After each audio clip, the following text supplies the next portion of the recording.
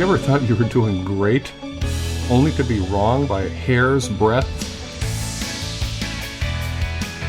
Join us and the Wayzata Yacht Club Sonar class fleet as we dissect what went wrong for Tally-Ho at a heart-thumping yacht racing start. So, what did we do wrong? That, and did the race judges get it right? And that's a hint. That's where you come in. So we have 360 video footage of the exact event that we can slow down and look at instant replays of every angle. You'll see every second of it for yourself. Did we misjudge the wind, our speed, or the countdown timing? Maybe it was for the soft reasons of miscommunication, or simply just too much self-confidence. Was it a bad call by a judge? Now, they make honest mistakes too. They can't see everything. Still need convincing? Go get a cheap seat to any NFL game and you'll see what I mean. So get ready for a thrilling analysis of this traumatic yacht racing fail. Here's the scoop. We were coming towards the end of a very competitive series in third place, and we needed to do well to stay on the podium. We needed to defend our position, but also had a good shot of moving up. The wind was up, around to about 14 to 18 knots, and we liked that and do well with it. These were our favorite conditions. But as we all know, yacht racing is unpredictable. And any team, no matter how good, can have an off day. You'll see what I mean. The issues that led to Tally-Ho's struggles were multifaceted, but really affected everyone. The wind was up, which allows only a very narrow margin of line placement error. And worse yet, the starting line was short in length due to the direction of the wind coming across the bay, and just the sheer number of boats the judges had to accommodate. At Wayzata Yacht Club, on any Thursday evening in the summer, it's not uncommon to have more than 120 boats on the starting line in nearly 10 different classes.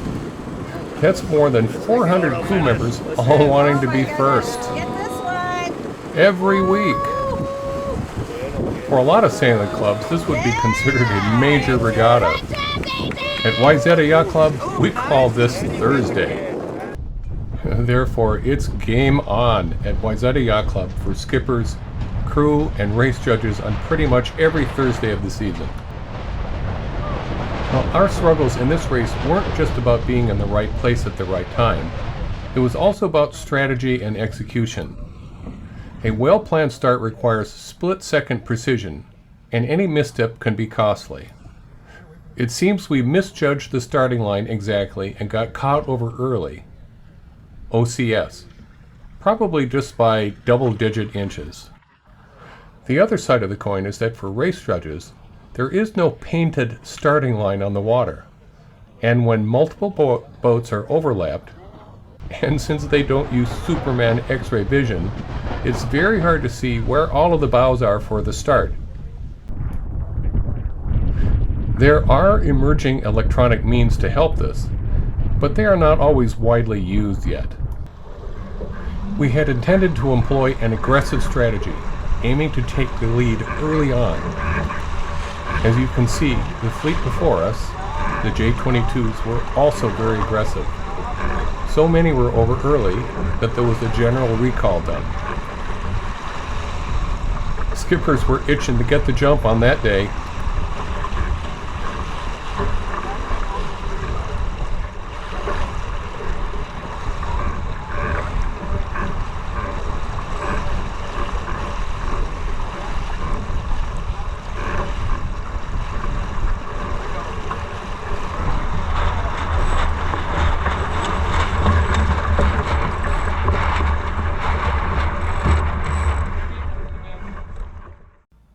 What I'm going to show you now is our starting sequence with as much context detail as possible, but in real time with full audio as we heard it.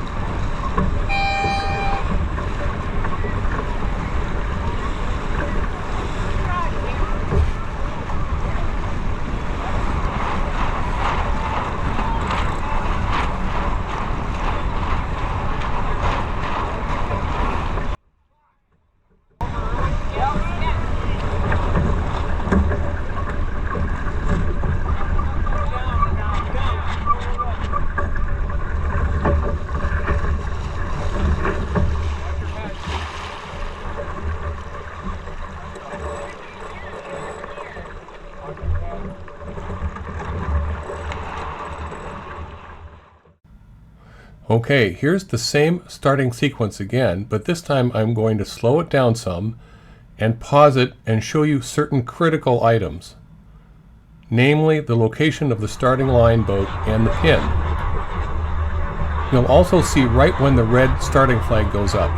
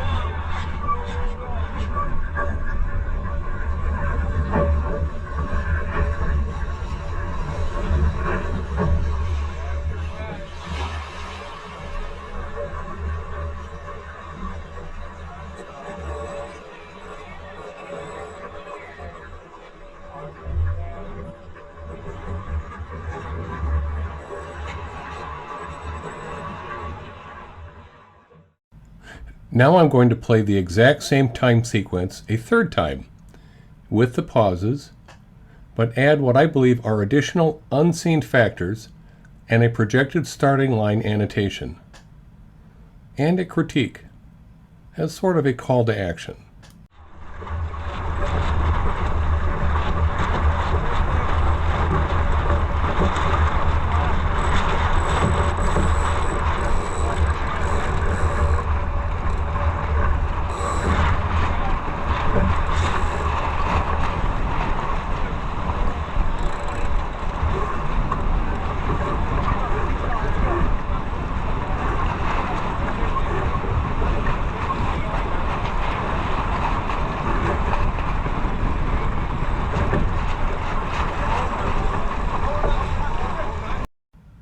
You'll see that there are these two boats that are already starting to head down because they're too close to the line or possibly over it.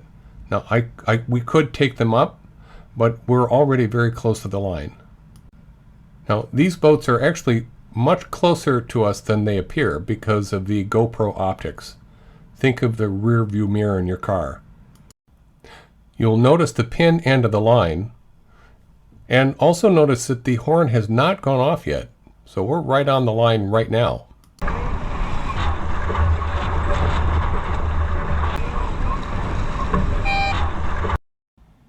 Okay, the horn has gone off, and you'll see where I think the line is projected. These two boats are definitely OCS. From this view, it looks like we are too, but you know, it's really hard to tell that moving this fast. But looking in the other direction, do I really think that we're the only ones OCS on that side? I don't think so, but it's hard to say.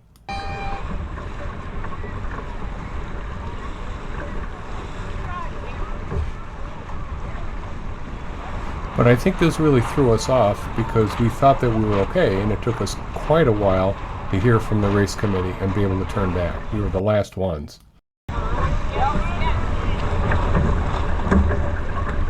but I think we were the last ones to be called because we were the most difficult to be ascertained. Were the other boats also OCS and just didn't get called? Please put your thoughts in the comments. Another thought, with these many boats over the line early, do you think there should have been a general recall? Here's my critique of the actions of the crew, including myself, I would add. With no one specific person calling the line, we had some uncertainty at the critical moment where the line actually was. Good line awareness is key. Also, a countdown in boat lengths to the line by the team member specifically focusing on that. We didn't do that this time. And number two, we were influenced by the other boats around us that were actually over the line early, and we thought we were probably okay. We should have ignored them and gone with our own evaluations only. I don't know if we could have prevented the delay of our hearing the over early call from the judges. Since there were several boats over early, the what I call the big fat plus it might be us over early flag doesn't help. So what do we do if we think the race judges were in error and missed a boat that was also over early? Well, that's a great topic for another video. The key lessons learned from Tally Ho's experience are valuable for any yacht racing enthusiast.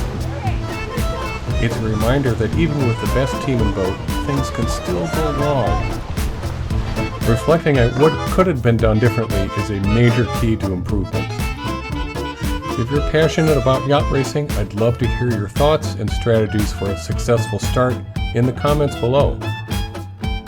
Don't forget to check out my other videos on sailing tips and racing highlights for more insights into the world of yacht racing.